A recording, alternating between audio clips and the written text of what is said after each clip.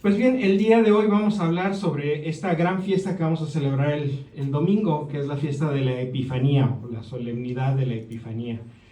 Epifanía, ¿qué quiere decir? Manifestación. Dios se manifiesta, Jesús se manifiesta, y en nuestra tradición católica occidental celebramos que la manifestación de Jesús es como luz de todas las naciones. Por eso asociamos esta fiesta con la visita de los magos de Oriente, porque ellos no eran judíos.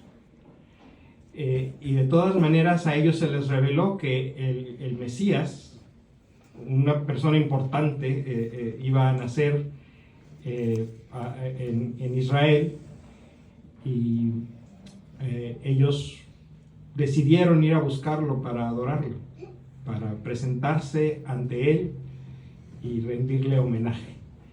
De alguna manera aceptar la luz de Dios que nos ilumina por medio de su Hijo encarnado. Y ellos no eran judíos, no eran israelitas, no conocían mucho acerca de Dios y de la religión de los israelitas, pero sabían que este niño era alguien importante. Dios les había permitido conocerlo o saber esto, y habían podido discernir por medio de signos que Dios les da, en especial por la estrella, dónde y cuándo iban a nacer, y van a adorarlo y a llevarle regalos. Entonces lo que celebramos en esta fiesta de la Epifanía es que Dios no es propiedad de nadie, ¿verdad? Desde siempre Dios ha insistido que su propósito en escoger al pueblo de Israel como el pueblo elegido no era necesariamente a expensas de no elegir a los demás pueblos de la tierra. Más bien al contrario, la elección de Israel era para que la bendición de Dios pudiera llegar por medio de Israel a todos los pueblos de la tierra. Desde Abraham, desde que Dios escogió a Abraham, le dijo: en ti serán benditos todos los pueblos de la tierra, no nada más los que nacerán de ti. Y por medio de los profetas, Dios fue llevando a Israel de la mano para que Israel abriera los ojos, que al final, el final de la historia de la salvación iba a ser que la bendición de Dios, la elección de Dios, la salvación de Dios iba a llegar hasta los últimos rincones de la tierra.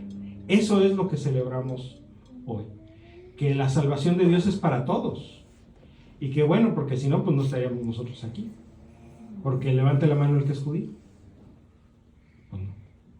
No vino. No vino. Algunos en la práctica A lo mejor. muy tacaños. Yo hace unos años hice una de esas pruebas de ADN, y resulta que mi ADN es 3% judío, pero eso a los judíos no les interesa gran cosa. Si yo le voy con a algún rabino judío y le digo: oiga, si yo soy 3% judío, me va a decir: pues esos serán tus genes, pero tú eres 100% no judío. ¿Por qué? Porque no vives como judío, no crees como judío, no tienes la cultura judía, entonces no eres judío. Entonces, pues imagínense, para los que no somos judíos, pues la salvación de Dios no sería para nosotros. Y eso sería terrible, ¿no? Entonces, gracias a Dios, esto es lo que celebramos este fin de semana, que Dios quiere salvar a todos. ¿A quiénes? A todos. A todos, sin excepción y sin distinción. Entonces vamos a leer el relato. El Evangelio del domingo lee la primera parte del relato. Yo quisiera que nosotros también en nuestra reflexión esta noche incluyéramos la segunda parte del relato, porque es muy interesante también, aunque no es muy alegre, pero tenemos cosas que aprender. Entonces vamos leyendo el relato completo. En el capítulo 2 del Evangelio de San Mateo, me voy a permitir leérselos, pero lo vamos a ir leyendo en secciones y lo vamos a ir comentando en secciones para que no sea una lectura tan larga y aprovechar para ir haciendo comentarios sobre la marcha. Jesús había nacido en Belén de Judá durante el reinado de Herodes. Unos magos que venían de Oriente llegaron a Jerusalén preguntando: ¿dónde está el rey de los judíos recién nacido? Porque hemos visto su estrella en el Oriente y venimos a adorarlo. ¿A qué se dedicaban estas personas? Eran astrólogos. Que, bueno, eso lo sabemos después de haber estudiado, pero ¿qué dice el texto? ¿Quiénes eran? ¿Quiénes eran? Magos. Nosotros sabemos que eran magos. Dice, unos magos que venían de Oriente llegaron a Jerusalén. Sí. ¿Los Reyes Magos? La tradición los ha empezado a llamar los Reyes Magos, y ahorita vamos a ver por qué. El texto del Evangelio nada más dice que son magos, ¿verdad? Pero híjole, pues en nuestra cultura actual le llamamos magos a diferentes clases de personas que se dedican a hacer completamente cosas diferentes, porque magos pueden ser los que montan un espectáculo en Las Vegas, como Chris Angel, por ejemplo. Es un mago porque hace trucos, ¿verdad? Estos no eran esa clase de magos. Los magos en este tiempo y en este lugar eran personas que se dedicaban a dirigir a sus comunidades desde el punto de vista religioso. Eran líderes religiosos, eran sacerdotes de otras religiones diferentes. En particular pensamos que estas personas eran sacerdotes de la religión de Zoroastro. Entonces, como les decía al principio, Dios se busca amigos entre toda clase de gente y Dios no es propiedad de nadie, ¿no? Nosotros hay veces que caemos en la misma tentación que algunos judíos pensaban que Dios era nada más para ellos. Y hay veces que nosotros caemos en la misma tentación y pensamos, oh, no, es que Dios es nada más para los cristianos, o incluso Dios es nada más para los católicos. Pero Dios no tiene dueño, al contrario, Dios es el dueño. Pero Dios no tiene dueño. Nosotros no somos propietarios de Dios. El Papa Francisco lo ha recalcado en numerosas ocasiones, de que nosotros no somos ni los dueños de Dios ni de su gracia. Somos ministros y servidores de los sacramentos, no guaruras de los sacramentos. Entonces, no podemos asumir que nada más porque tú no vienes a la iglesia con nosotros o porque tú crees de una manera diferente, Dios no te quiere. Aquí en nuestra comunidad, en nuestro tiempo, está muy de moda pelearnos católicos contra protestantes, especialmente con los evangélicos. Y la mentalidad católica es esta: nosotros tenemos la verdad completa, entonces nosotros estamos bien y tú estás mal. Esa es una aproximación muy simplista de la realidad, porque lo que sigue es, para conocer verdaderamente a Dios, primero tienes que hacerte católico y luego hablamos. Y ese no es el estilo de Jesús. El estilo de Jesús es: primero me siento a cenar contigo y luego vemos eso que significa. Vean la historia de Zaqueo, por ejemplo. Jesús no le dijo a Zaqueo cuando lo vio trepado en el árbol, le dijo: tienes que arreglar tu situación, tienes que devolver todas las cosas que robaste, tienes que restituir a los pobres y luego platicamos. No. Jesús lo vio y le dijo: Zaqueo, bájate porque hoy ceno contigo.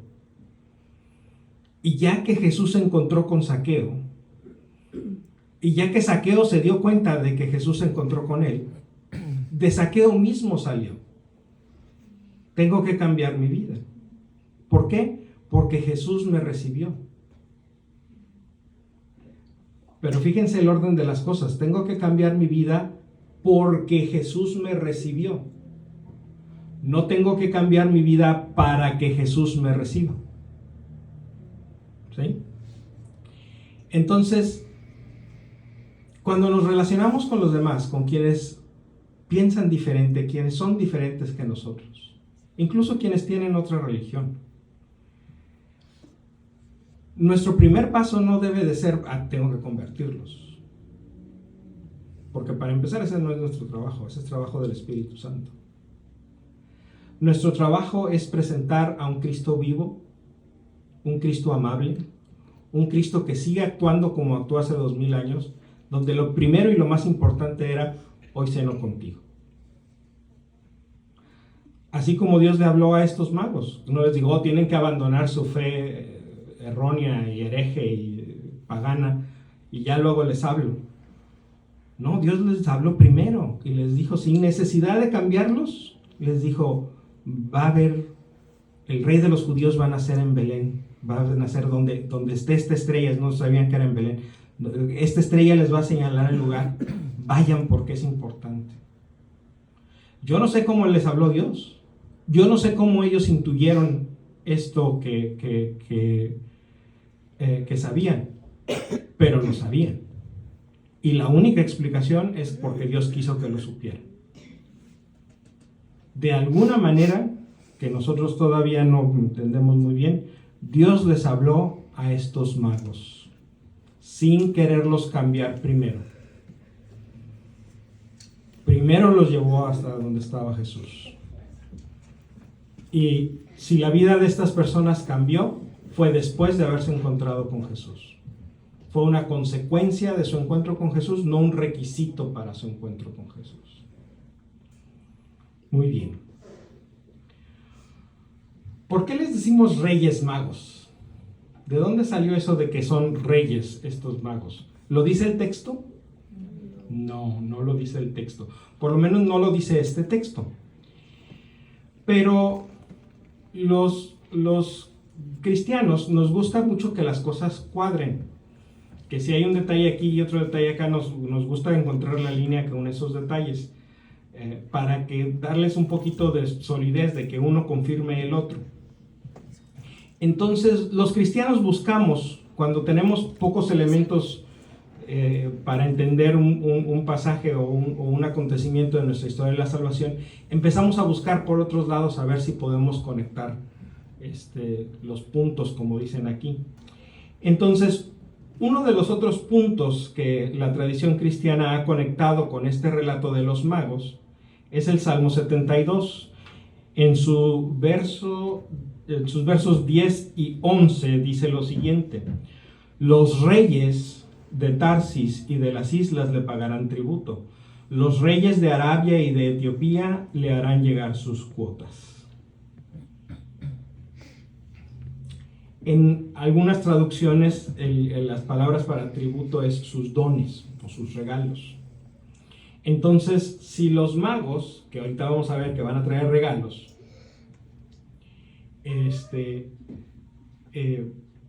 si ellos traen los regalos, pues entonces se parecen a estos reyes que también traen regalos. Y por lo tanto, bueno, a lo mejor estamos hablando de los mismos personajes. Entonces, sí son magos, pero acá les llaman reyes. Entonces, pues, ¿qué son? Pues son reyes y magos, o reyes magos, como los conocemos en nuestra tradición, en nuestra cultura. De ahí sale la idea de que son reyes. No es precisamente del relato del Evangelio, sino es de un punto que queremos conectar con para que lo confirme. Ahora, esta es una actividad peligrosa. Yo les recomiendo que no lo intenten en sus casas, como dicen los videos del TikTok. Porque nos podemos equivocar y nos podemos equivocar muy feo. Por esta insistencia de conectar los puntos, es que María Magdalena acabó siendo una prostituta reformada. No hay nada en las escrituras que lo afirme.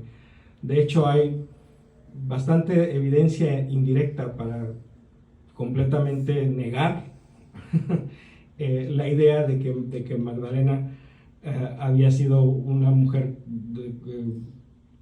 que no fuera una mujer intachable, porque lo único que sabemos de Magdalena es que Jesús expulsó de ella 7 demonios.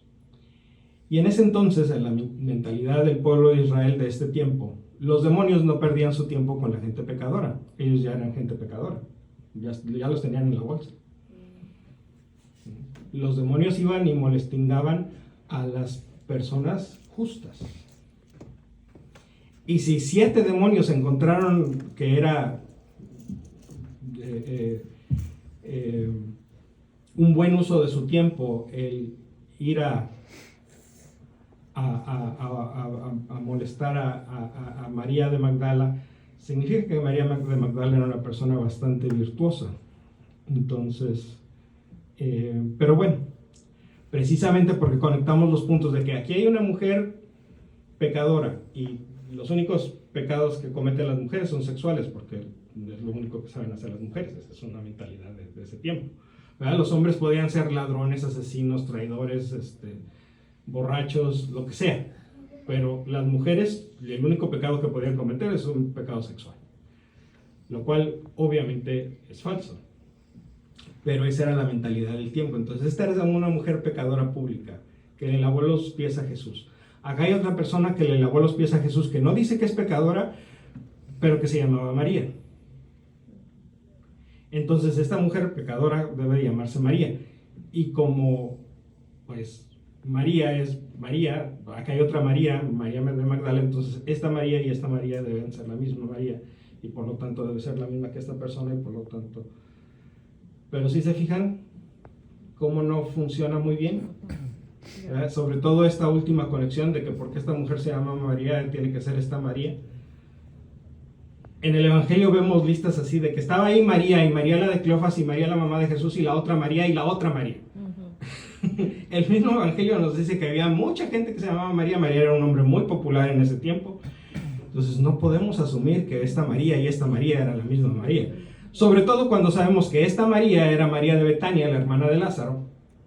Y esta María era María no de Betania, María de Magdala, que es otro pueblo diferente. Entonces, o es de Betania o es de Magdala. Y María nunca es llamada María de Magdala, siempre es llamada María, la hermana de Lázaro, porque las mujeres siempre son nombradas en función del hombre que es el hombre más importante en su vida. Primero su padre, luego su esposo, y cuando se muere el esposo los hijos, y si se mueren los hijos, los hermanos. Entonces sabemos que entonces que María de Magdala no tenía papá, no tenía esposo, no tenía hijos, pero tenía el hermano Lázaro, entonces siempre se llama María, la hermana de Lázaro. Sin embargo, María de Magdala, o María Magdalena, nunca se le atribuye una conexión con ninguna otra persona. Siempre se le atribuye la conexión con su lugar de origen, María de Magdala, o María Magdalena. Igual que a Jesús. Jesús siempre es Jesús de Nazaret. Solamente al puro principio del Evangelio siempre dice que no es este Jesús el hijo de José, ¿sí? Pero eso se acaba muy pronto. ¿Por qué? Porque Jesús empieza a ser la persona principal en su propia vida, el protagonista de su propia vida. Ya no interesa tanto de quién es hijo, de quién es pariente, sino lo único que interesa es identificarlo. Este es Jesús. ¿Cuál Jesús? El que viene de Nazaret. Lo mismo le pasa a María. María es tan importante, tiene tantos recursos y tanto poder, tanta influencia social, que no necesita ningún hombre a su alrededor para ser quien es. Entonces, bueno, vamos a dejar a María por la paz porque estamos hablando de otra cosa, pero la conclusión de este mini paréntesis es: no hagan este ejercicio de querer conectar los puntos, déjenselo a los profesionales. Y algunos profesionales, como el Papa Gregorio, se equivocan.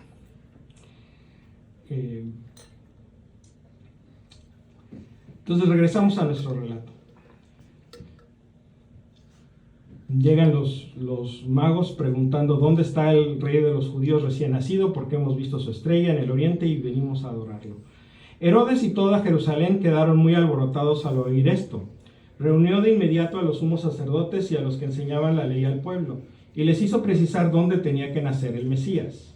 Ellos le contestaron: en Belén de Judá, pues así lo escribió el profeta. Y tú, Belén, tierra de Judá, no eres en absoluto la más pequeña entre los pueblos de Judá, porque de ti saldrá un jefe, el que apacentará a mi pueblo Israel. Entonces Herodes llamó en privado a los magos y les hizo precisar la fecha en la que había aparecido la estrella. Después los envió a Belén y les dijo: vayan y averigüen bien todo lo que se refiere a ese niño, y apenas lo encuentren avísenme, porque yo también iré a rendirle homenaje. Después de esta entrevista con el rey, los magos se pusieron en camino, y fíjense, la estrella que habían visto en el oriente iba delante de ellos hasta que se detuvo sobre el lugar donde estaba el niño. ¡Qué alegría más grande! Habían visto otra vez la estrella. Al entrar a la casa, ¿a dónde entraron? A la casa. A la casa. Pues regresamos a eso. Vieron al niño con María, su madre, se arrodillaron y le adoraron. Abrieron después sus cofres y le ofrecieron sus regalos de oro, incienso y mirra. Luego se les avisó en sueños que no volvieran donde Herodes, así que regresaron a su país por otro camino. Otra vez, ¿en dónde entraron? ¿Por qué? ¿Que no había nacido Jesús en una cueva, en un portal, en un establo, en un pesebre? ¿Sí?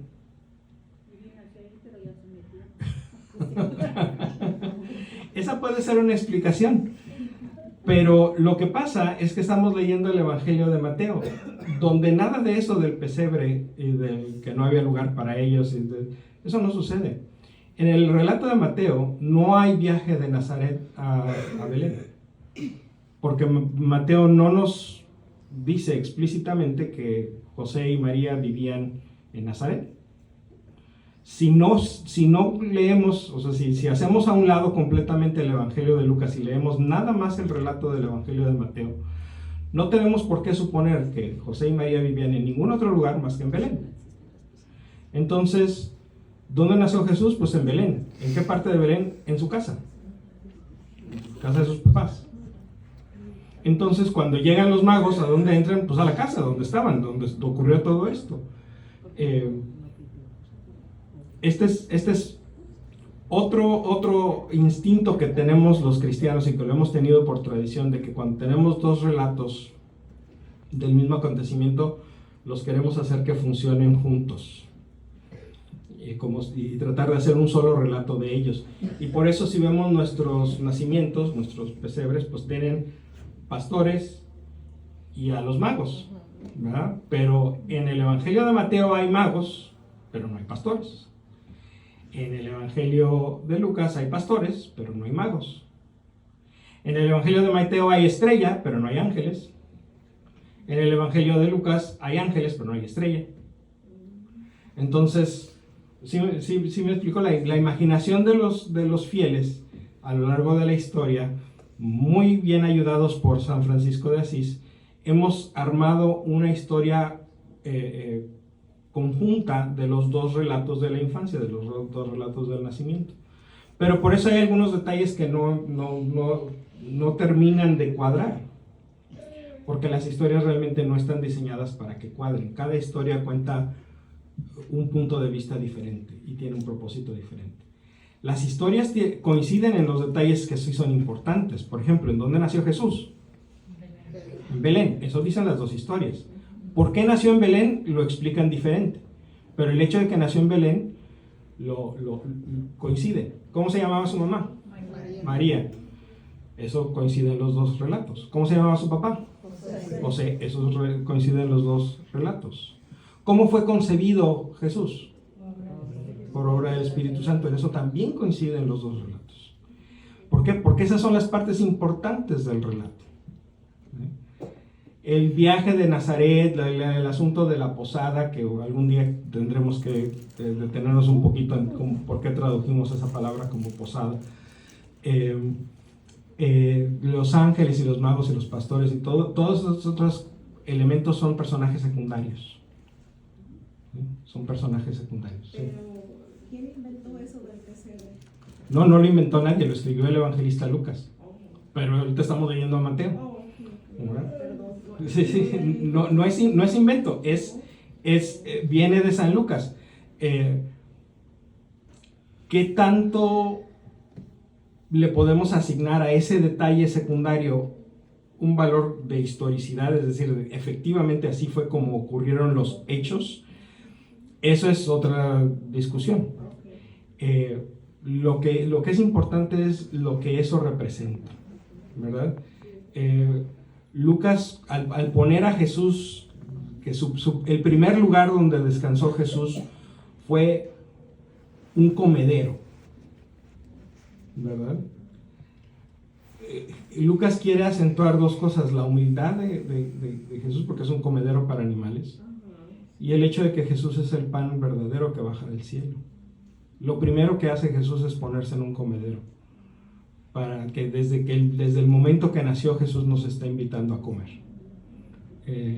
O sea, ese es un detalle, es un momento que vamos a decir eucarístico.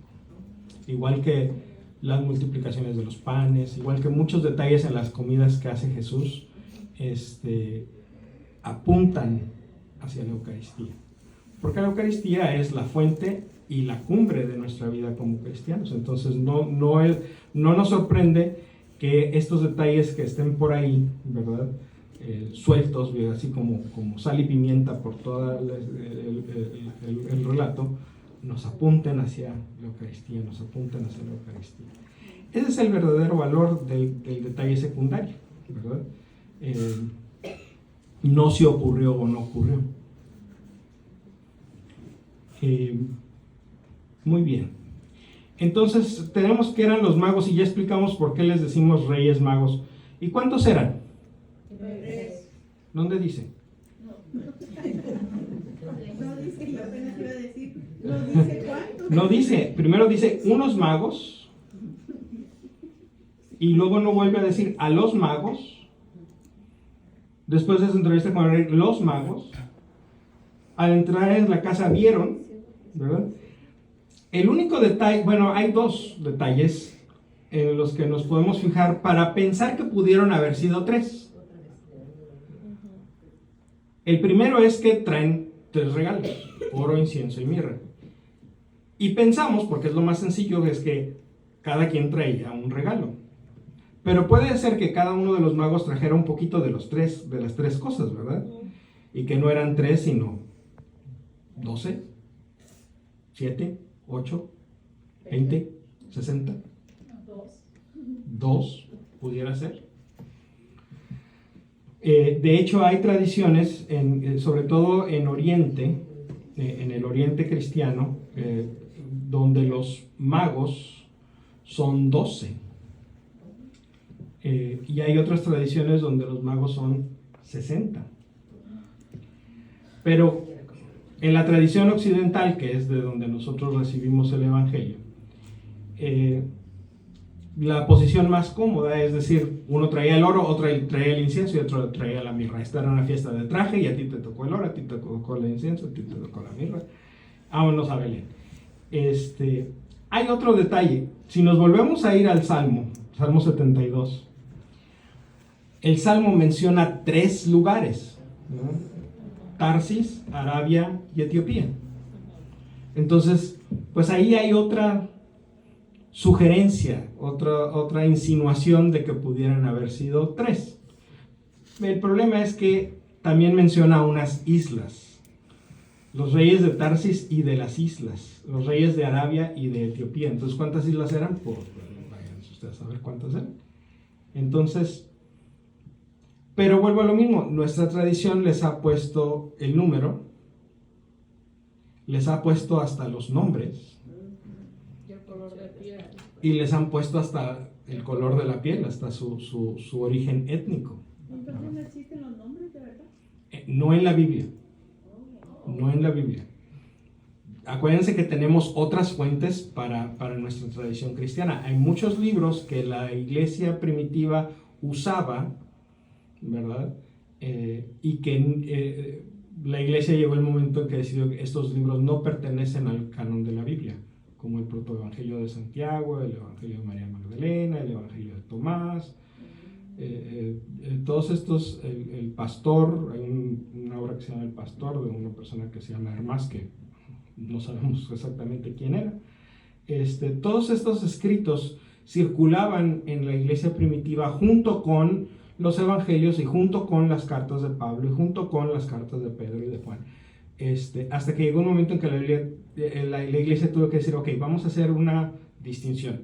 Estos libros son inspirados por Dios, estos libros no son inspirados por Dios. No quiere decir que estén mal, no quiere decir que sean malos. Lo único que es que aquí no reconocemos la voz de Dios que reconocemos en estos otros. Entonces, estos otros elementos de nuestra tradición actual vienen de otras fuentes, no de la Biblia. No quiere decir que estén mal, pero pues sí quiere decir que en todo caso, si Dios no quiso que ese detalle acabara en un libro que fue o que fue admitido como parte de la Biblia, pues significa que Dios no piensa que es un detalle muy importante. Tengo una pregunta, pero ¿cómo sabían lo que era inspirado por Dios y lo que no? Esa fue una decisión, eso fue un discernimiento. Es el mismo proceso que nosotros pasamos cuando tenemos una decisión importante enfrente de nosotros. Si vamos a comprar una casa, a ver, ¿cómo le vamos a hacer? ¿Dónde vamos a sacar el dinero para pagar aquí, para pagar allá? ¿Qué vamos a hacer con donde vivimos ahora? ¿Cómo vamos a hacer para la mudanza? ¿Vamos a tener para pagar los impuestos de la casa junto con el pago del... Todo eso lo empezamos a balancear en nuestra cabeza y al final llegamos a una decisión. Le pedimos ayuda a Dios para que nos ayude a pensar correctamente y llegamos a una decisión. Bueno, eso que hacemos los individuos también lo hacen las organizaciones, ¿verdad? Las organizaciones, por ejemplo, ahora las compañías, cuando van a tomar decisiones importantes, pues llaman a la mesa directiva, ¿verdad? A la junta de directores para pensar esto es lo que vamos a hacer, esto es lo que puede pasar, estos son los riesgos, estas son las oportunidades, y se toma una decisión. La iglesia no es diferente. Cuando llegó el momento de hablar sobre este tema, que fue en el siglo IV más o menos, ya se había hablado algo del tema, pero la iglesia, digamos, universal, se sentó a realmente ver este asunto alrededor del siglo IV, y a la iglesia le convenció una lista que había hecho San Agustín para decir, esta es la lista oficial de los escritos que pertenecen al Nuevo Testamento. ¿Por qué? Porque son consistentes, porque de verdad estos libros de verdad reflejan lo que creemos. ¿Sí? Entonces, si hay aquí este otro libro que no refleja exactamente lo que creemos, pues pensamos que esto no debe no pertenece al mismo grupo de escritos. A lo mejor puede seguir siendo un muy buen escrito, un muy buen texto, pero no es de estos que efectivamente reflejan lo que nosotros creemos acerca de Dios y de Jesús y de nuestra salvación. Y la iglesia dice, bueno, si esto es lo que nosotros creemos, lo creemos por voluntad de Dios. Quiere decir que lo que coincide con esto también está escrito de esa manera por voluntad de Dios, porque Dios inspiró a los autores a que escribieran lo que Dios nos ha querido revelar. Pero si se fijan que ahora la idea es que los pájaros le tiran a las escopetas. Ahora creo porque dice la Biblia, ¿sí? Siendo que la Biblia surge porque esos escritos reflejan lo que ya creíamos antes. ¿Sí? La fe del pueblo de Dios es preexistente a la Escritura. ¿Sí? La fe, cuando les preguntan qué fue primero, el huevo o la gallina, ¿verdad? En este caso, ¿qué fue primero, la Biblia o la fe de la iglesia? La fe de la iglesia. De la fe de la iglesia sale la Escritura. La Escritura es la puesta por escrito de la fe de la iglesia, que la iglesia ya venía creyendo por décadas, un par de siglos. ¿Respetamos la Biblia como palabra de Dios? Por supuesto que sí. ¿Es Dios que le habla a su pueblo? Claro que sí. ¿Es la voz de Dios? Sí. ¿Tiene la autoridad para decirnos lo que hay que creer? Sí. Sí, todo eso. Pero el origen de la Biblia es el pueblo de Dios discierne cuáles escritos están inspirados y cuáles no. Ahora, una vez que el pueblo de Dios discierne, yo ya no puedo continuar ese discernimiento. Yo ya no puedo decir, pues a mí Judas me cae gordo, entonces voy a sacarle la carta de Judas a la Biblia porque me cae gordo. No, eso ya no. Ese momento ya pasó. porque la iglesia ya se pronunció definitivamente por cuál es el canon de la Biblia. ¿Estamos? Sí. Bueno. Entonces, los nombres y las razas de estos personajes vienen de fuentes completamente extrabíblicas y reflejan la idea de que la iglesia es universal. Si se fijan, los tres tienen 3 tonos de piel diferentes, ¿verdad? Hay uno que tiene la piel muy blanca, ¿verdad? Que pudiera parecer, por ejemplo, de Siria o incluso de alguna parte de Europa. Hay un rey mago que se le asocia con la piel canela del Medio Oriente, ¿verdad? Y hay un rey mago con la piel oscura de los pueblos de África del sur del Sahara. Con esto la iglesia en ese entonces, que decir, estos representan a todo el mundo conocido. Pues sí, falta un chino, pues sí, porque en ese entonces no teníamos contacto con China. Falta un mestizo americano, pues sí, porque en ese entonces no existíamos los mestizos americanos, todavía todos éramos indígenas. Tampoco había indígenas americanos porque no sabíamos que existían. Entonces, pues la iglesia usó o reflejó ahí lo que conocía del mundo en ese entonces, pero la intención es, estas personas representan a todos los pueblos de la tierra. Por eso Jesús se manifiesta a todos los pueblos de la tierra.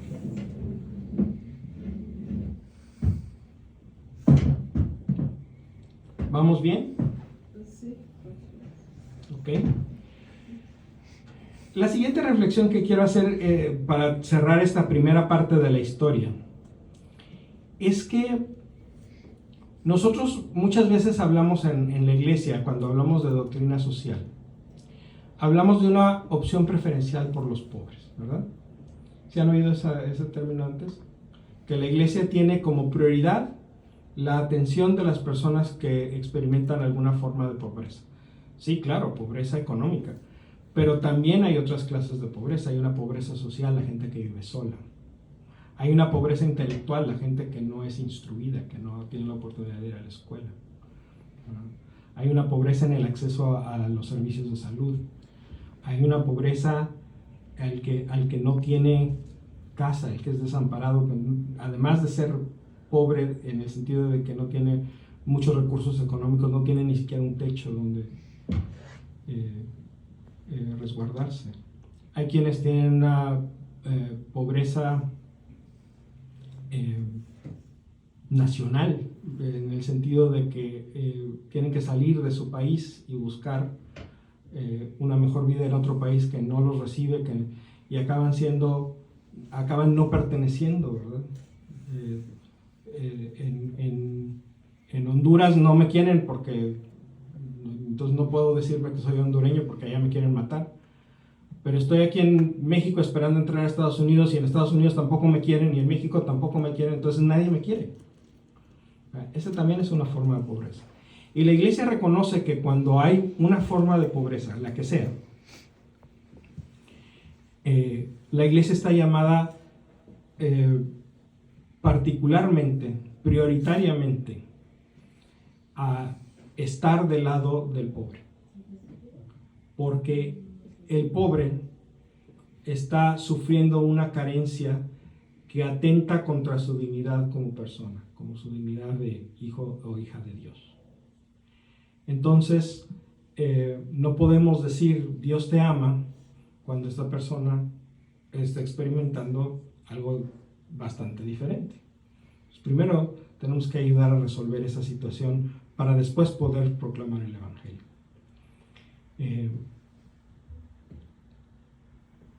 Pero el punto al que quiero llegar es que esta es una opción preferencial, pero no exclusiva.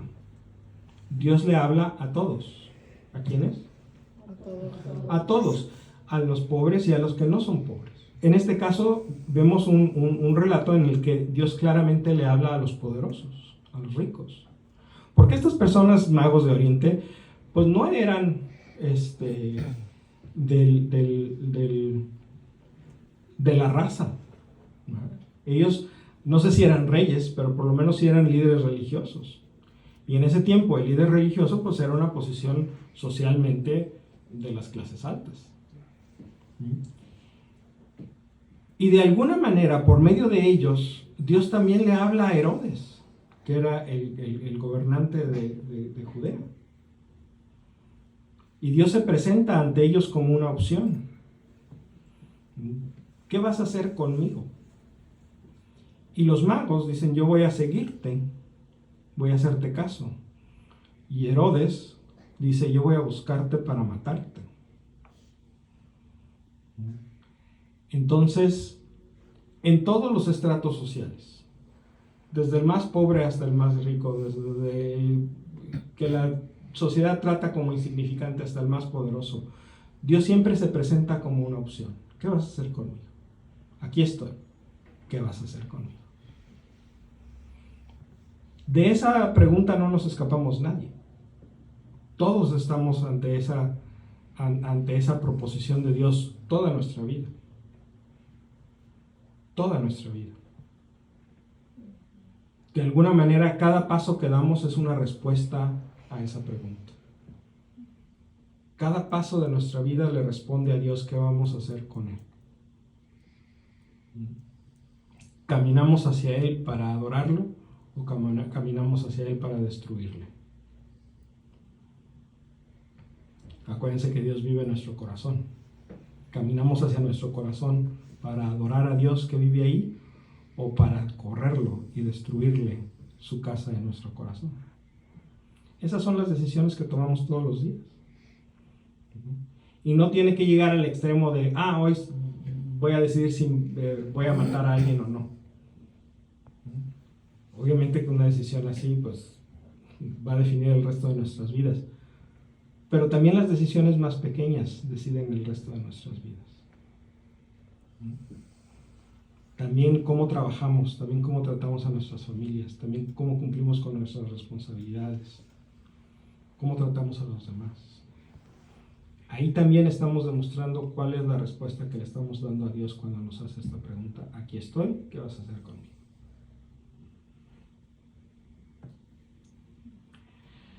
La segunda parte del relato es terrible. Después de marchar los magos, el ángel del Señor se le apareció en sueños a José y le dijo, levántate, toma al niño y a su madre y huye a Egipto. Quédate allí hasta que yo te avise, porque Herodes buscará al niño para matarlo. José se levantó aquella misma noche, tomó al niño y a su madre y partió hacia Egipto, permaneciendo allí hasta la muerte de Herodes. Así se cumplió lo que había anunciado el Señor por boca del profeta, llamé de Egipto a mi hijo. Herodes se enojó muchísimo cuando se dio cuenta de que los magos lo habían engañado, y fijándose en la fecha que ellos le habían dicho, ordenó matar a todos los niños menores de 2 años que había en Belén y sus alrededores. Así se cumplió lo que había anunciado el profeta Jeremías. En Ramá se oyeron gritos, grandes sollozos y lamentos. Es Raquel que llora a sus hijos, esos que ya no están y no quiere que la consuelen. Yo no sé si la persona que escribió el canto de Noche de Paz, si todos lo hemos oído, ¿no? Noche de Paz, Noche de Paz. Le dio una revisada a este pasaje de la historia del nacimiento de Jesús, porque sí, noche de paz, y los ángeles dicen paz en la tierra y buena voluntad de los hombres, pero Jesús desde que nace es un signo de contradicción, viene a traer paz, pero esto pasa. ¿Se imaginan que llegue a un pueblo alguien y mate a todos los niños menores de 2 años? Para empezar, no entiendo cómo es posible que el pueblo se deje, pero vamos a suponer que es inevitable. Imagínense lo que queda después. Imagínense cómo está el pueblo al otro día. El pueblo todo es una tumba. El pueblo todo está muerto. Unos muertos a espada y otros muertos en vida por el horror de la tragedia. Es interesante que Lucas no nos haya platicado esta parte de la historia. Pero todavía más interesante es que la iglesia, desde tiempos muy antiguos, desde muy al principio, ha venerado la memoria de estos niños y los ha considerado mártires.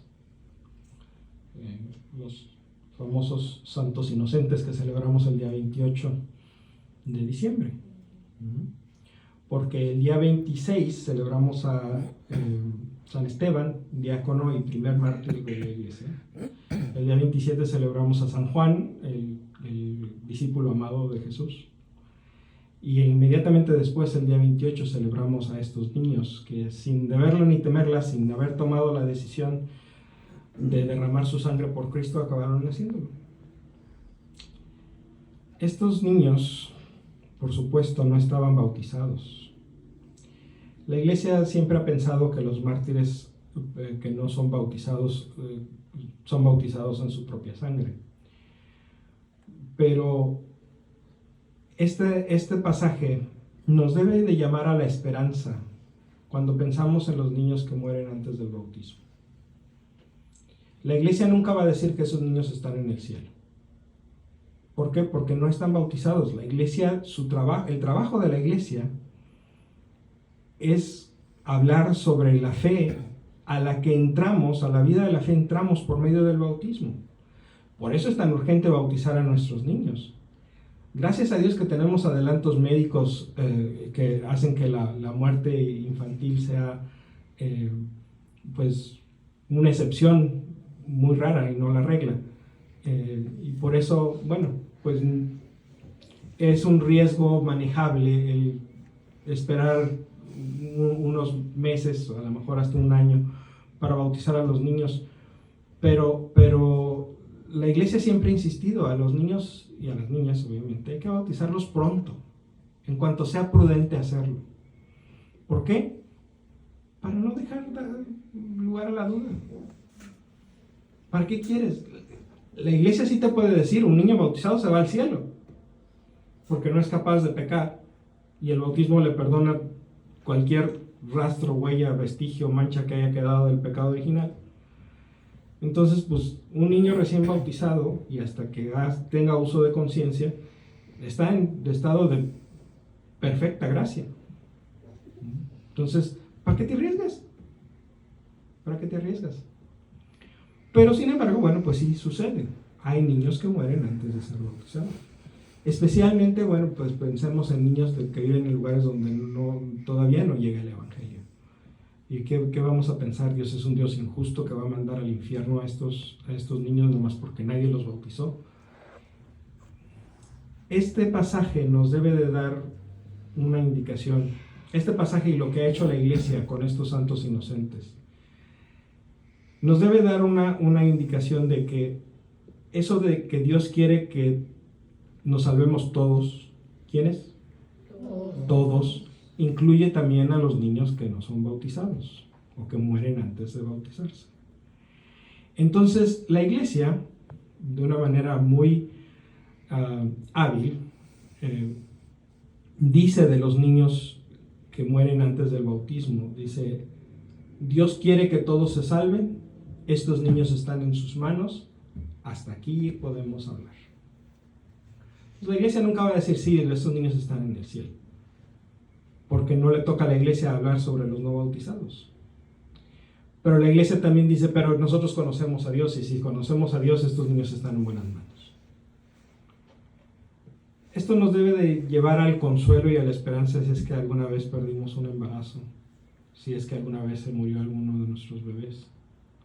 Si conocemos a alguien que pasa por esta situación, ¿verdad? Nuestro trabajo es llevar una palabra de consuelo. Sí. Por ejemplo, yo voy a hacer una pregunta. A mí se me murió un hijo en mi panza, ¿no? De 9 meses, pero nació ya muerto. Y mi esposo le echó agua bendita, lo bendició, o sea, pues en el pueblo de ella, pero no lo dejaron como sepultar adentro del cementerio, sino fuera, ¿no? ¿No fue así, no? Eso probablemente fue hace algún tiempo.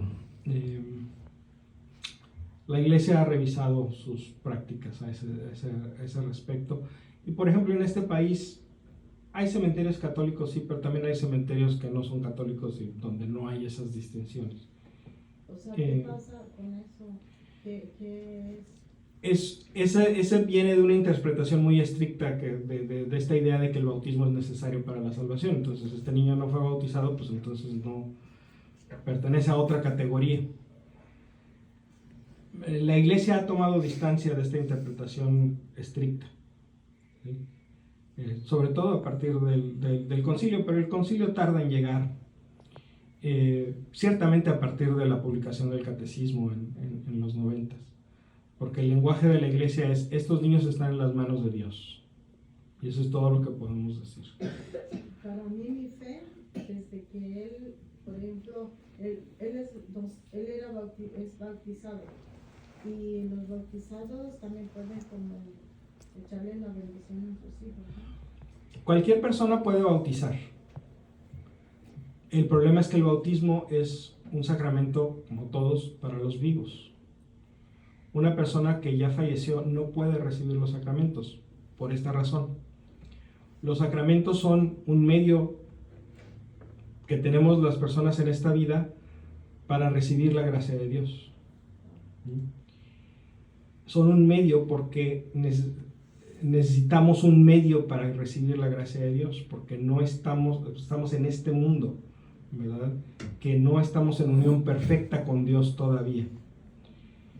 Pero una persona que fallece está en el plano de Dios. Como le queramos llamar a eso, cielo, infierno, los nombres son lo de menos. Una persona que ya ha dejado esta vida está en la vida de Dios, para bien o para mal, está en la vida de Dios. Entonces ya no necesita medios. Su relación con Dios en ese momento es inmediata, sin medios. Entonces por eso la iglesia no administra los sacramentos a un cadáver. Bendice el cuerpo, ¿sí? Le rinde un homenaje al que fue el templo del Espíritu Santo, sí, pero no le administra un sacramento, ¿sí? Hay veces que por cuestiones pastorales, por ejemplo, cuando un sacerdote no alcanza a llegar, le hablan de último momento y no alcanza a llegar, hay algunos sacerdotes que deciden: pues voy a hacer como que le estoy poniendo el sacramento de la unción a esta persona que ya se murió. Realmente eso no está sucediendo. Realmente eso no está sucediendo. Por eso no se esperen en el último momento a hablarle al sacerdote. Háblenle con tiempo. Y si pueden hablarle o sea, antes de que sea una emergencia, mejor. Vamos a preguntarle un poquito relacionado con eso. De los bebés que, por ejemplo, que si no es enterrado en el panteón. Por ejemplo, ¿qué pasa con esos bebés que por que los fueron abortados, que se quedaron en el hospital, los papás no los acogieron? O el bebé que se abortó pero se fue al baño. ¿Qué pasa con esos cuerpecitos que no se les...? Pues pasa lo mismo que pasa con los cuerpos de los que están en el panteón, nomás pasa en un lugar diferente. Se descomponen y regresan a la tierra. Pero no es pecado, Y pues si se hace adrede por faltarle el respeto al cuerpo de un ser humano, sí. Pero si se hace sin esa intención, o sea, ¿hasta qué punto? O sea, ¿qué era lo que querías con eso? O sea, si el bebé fue abortado en un aborto voluntario, el pecado está en otro lado, no en lo que haces con el cuerpo. El pecado está en terminar la vida del bebé. Ese es el pecado importante. Pero la respuesta sigue valiendo. Esas personitas están en la mano de Dios y ese es el mejor lugar donde pueden estar. A veces guardan los cuerpecitos de los fetos para estudiarlos, Sí. y los tienen en los hospitales. La iglesia prefiere que no se haga eso, pero si se hace con una intención recta, es decir, queremos donar este cuerpo a la ciencia para estudiar y aprender y salvar más vidas, es como donar los órganos, lo cual la iglesia lo apoya fuertemente. Tengo una pregunta. Sí. ¿Qué pasa como por ejemplo cuando, hablando del aborto, ¿verdad? Que no tienes otra forma más que hacerte un aborto porque ya no tiene vida ese bebé. Ujú. ¿Es pecado también? No. Okay. Si el bebé ya falleció y se puede demostrar que el bebé ha fallecido, no estás haciendo un aborto. Simplemente estás extrayendo el cuerpo sin vida de un bebé que falleció por causas naturales. No estás asesinando al bebé. Entonces, extraer un cuerpo sin vida de un bebé que falleció en el vientre de su madre no es un pecado. Al contrario, pecado sería dejarlo ahí porque pones en serio riesgo la vida de la madre. Lo mismo pasa cuando tienes un embarazo que no es viable, aunque el bebé todavía no haya perdido la vida, pero no hay una posibilidad que ese bebé se logre. Por ejemplo, lo que se llama un embarazo ectópico, que donde el bebé, en lugar de implantarse en el útero, en la matriz, se implanta en la trompa de falopio, ese bebé no puede desarrollarse a término. Y lo más probable es que acabe matando a la mamá. Entonces, ese es un caso en el que la iglesia dice, con que no tengas la intención de matar al bebé, sino que tu intervención quirúrgica tiene la intención de salvar la vida de la madre, pues el bebé se va a morir, pero esa no es tu intención. Entonces, es aceptable. ¿Sí? No estamos diciendo que la iglesia dice eso es lo que se debe de hacer, no. La iglesia dice, es aceptable que se tome la decisión, obviamente avalada por el médico. A escuchar eso, porque yo me sentía culpable de esa manera, No. porque yo escuché, o sea, otras conversaciones en los lugares donde he ido y han dicho como también que es un aborto, y para mí no fue un aborto, Sí. sino mi bebé se me murió dentro de mi panza. Es un problema de lenguaje. En español no tenemos dos palabras para diferenciar esas dos situaciones que son moralmente completamente diferentes. En inglés sí. En inglés tenemos la increíble bendición de que sí tenemos dos palabras. Cuando tú haces algo de manera que, o sea, tú haces, y no estoy hablando de la madre necesariamente, alguien hace algo para terminar el embarazo, para terminar con la vida del bebé, eso se llama abortion. Cuando el bebé fallece en el vientre de su madre y sale naturalmente, o hay que extraerlo, pero el bebé es el que fallece por causas naturales en el vientre de su madre, eso se llama miscarriage. ¿Sí? Un abortion, cuando es voluntario, es pecado, gravísimo. Un miscarriage, no, nunca, ni chiquito. No es pecado ni chiquito, no es pecado, punto. En inglés hay una tercera palabra. Cuando el bebé parece que está bien hasta el último momento y nace muerto. ¿Sí? Porque hay cuando el embarazo se pierde a los 3 meses, a los 5 meses, y el bebé nace, pero pues el bebé no puede vivir, todavía no está lo suficientemente desarrollado. Ese es un miscarriage. Pero cuando el bebé ya está casi listo, ya se acerca a los 9 meses o se cumplen los 9 meses, pero el bebé nace y nace sin vida, eso se llama un stillbirth. Y ese tampoco es pecado. Miscarriage no es pecado. Stillbirth no es pecado. Abortion, si es voluntario, sí es pecado. El problema es que en español no tenemos tantas palabras.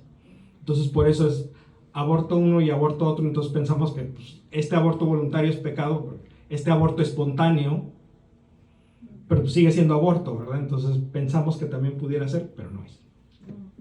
¿Okay? Pero el que lo provoca, por ejemplo, estás matando a tu hijo. Ese es provocado. Es Sí. pecado. Claro, es asesinato. Y es asesinato de la persona más indefensa. Por eso la iglesia lo trata como un caso particular, particularmente malo. La maldad de un aborto es la maldad de un asesinato, pero es una maldad particularmente grande, porque se trata de alguien que no tiene ninguna manera de defenderse. Pero si se arrepiente y le pide perdón a Dios. Dios siempre perdona. No, pero Dios siempre perdona. pero el arrepentimiento tiene que ser sincero. Pero Dios siempre perdona. Dios nos manda a nosotros que perdonemos 70 veces 7. Eso significa que Dios va a perdonar al menos tantas veces. Para eso tenemos el sacramento de la confesión.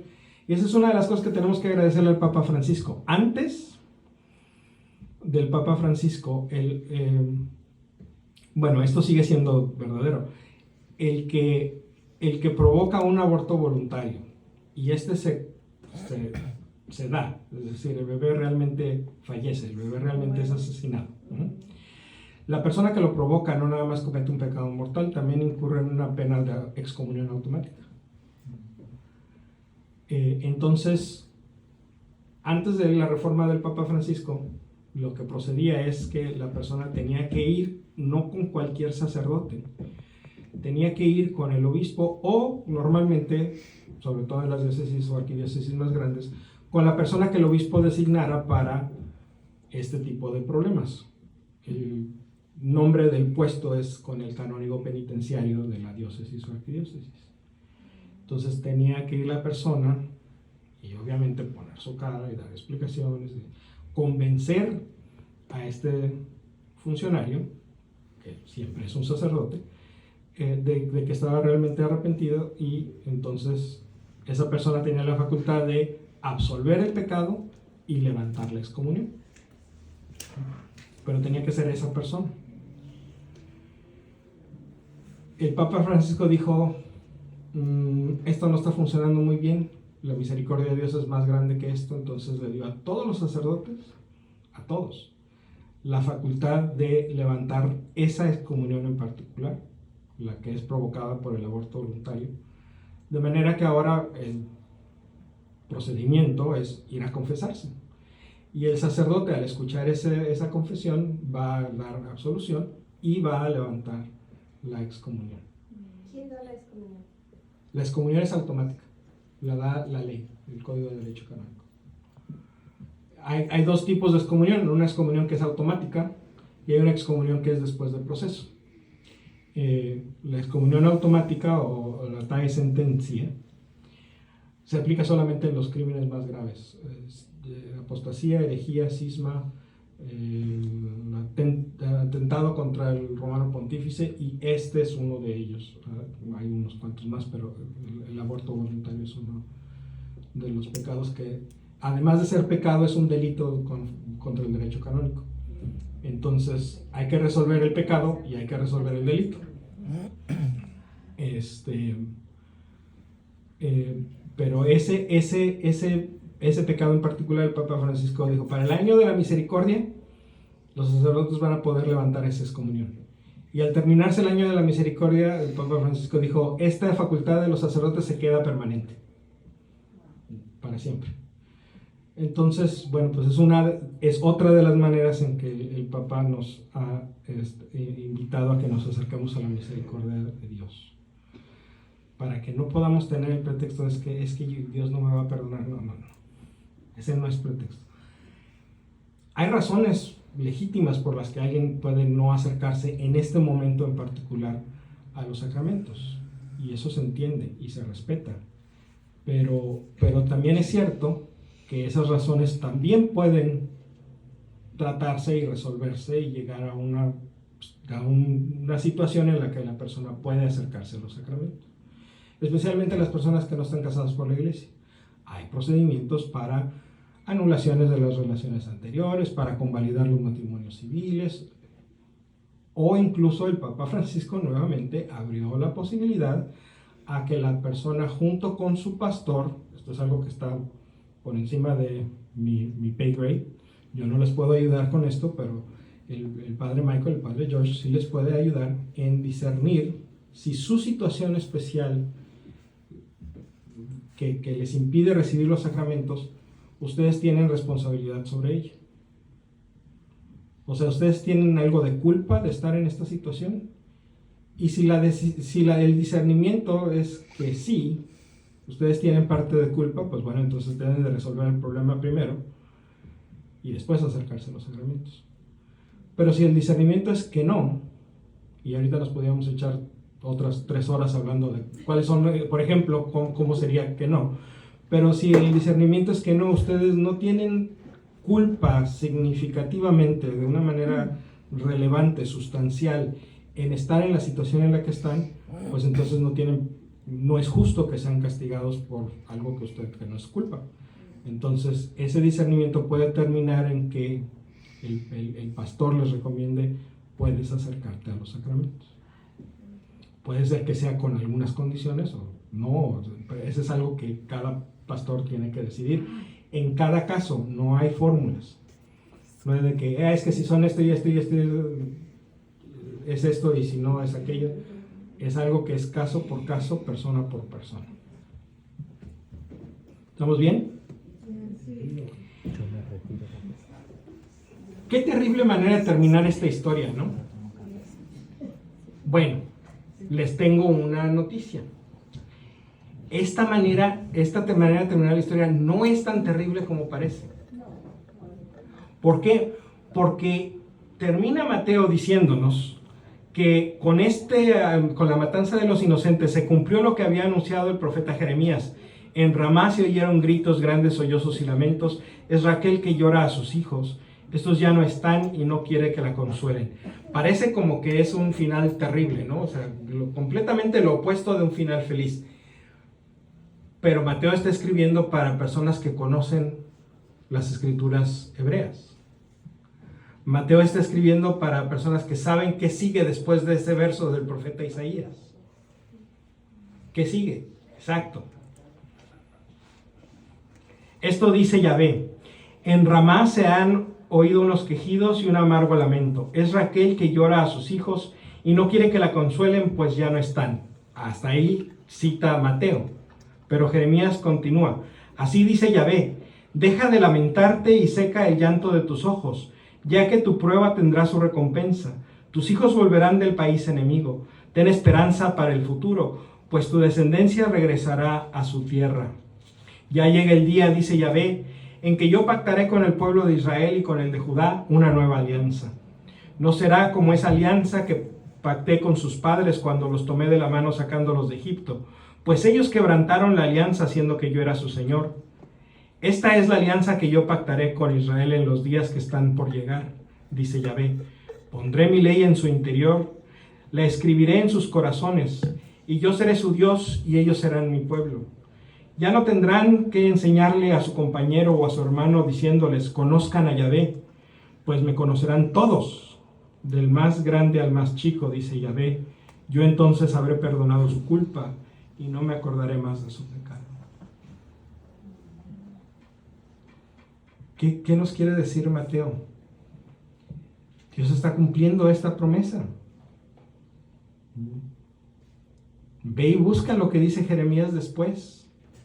Esa es la señal que Mateo nos quiere decir. Esta es la señal de que Dios está cumpliendo lo que nos prometió. No solamente va a haber consuelo para Raquel, porque sus hijos sí van a regresar. Es decir, estos niños no perecieron para siempre, estos niños están en el cielo. Pero no solamente eso, sino que además esta es la señal de que Dios está a punto de comenzar la alianza definitiva con su pueblo. La alianza que ya no está escrita sobre tablas de piedra, sino que está escrita en el corazón de los creyentes. Entonces, no debería ser un final tan terrible como el que parece. Es un final tremendo, catastrófico, pero que al final termina con una luz de esperanza. Este no es el final.